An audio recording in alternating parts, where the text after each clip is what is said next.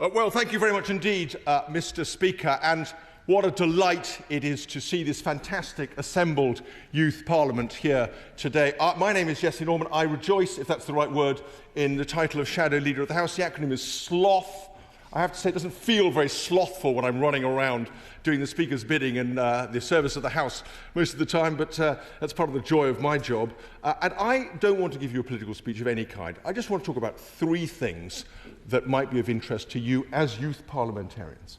So the first, the acronym I want you to take away is House of Commons, HOC. And the first one I want to start with is H, for history.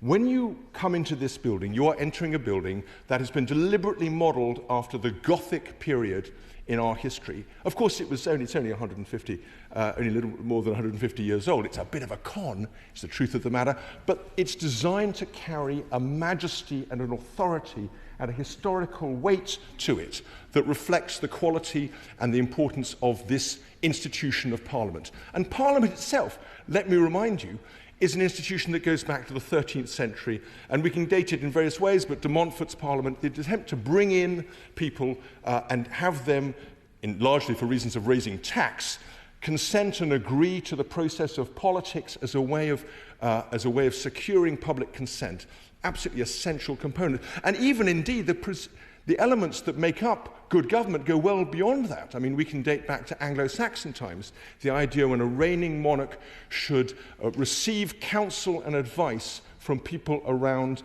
him or her. That's a really, and it was, of course, her later on, very much so and very emphatically so. So that process of historical development is something that I hope that as youth parliamentarians you will take away from today and think about and meditate on and learn about as you go about your own lives. That's the H in HOC.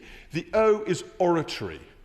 This is a fantastic moment for you, ladies and gentlemen, to practice your oratorical skills in front of no less a figure than our magnificent Speaker, Lindsay Hoyle. And if any of you do become Speaker, you'll be following a glorious reign that our current incumbent has had. And of course, you'll have to be waiting quite a long time before he'll consent to give up the post because he's enjoying it and giving so much to it.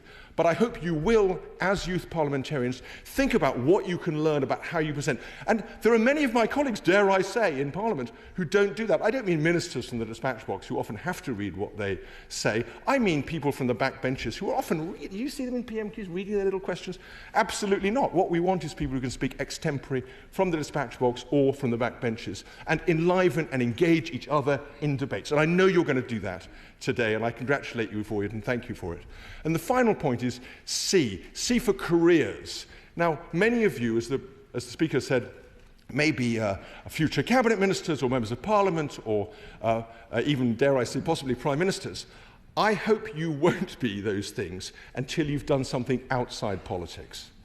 Because what you bring to politics is what really distinguishes an effective parliamentarian. So go out, when you finish your studies, go out, learn, fail, run teams, make money, lose money, give yourself in volunteer work, do whatever is necessary to have a really rich and fulfilling and rewarding life. And then when you do that, you will have something incredibly special and powerful to bring back to your constituents. So when you make your careers, make them in politics, but make them having had careers elsewhere. Politics bringing an extra piece of public service to what you've already achieved. That's HOC, House of Commons.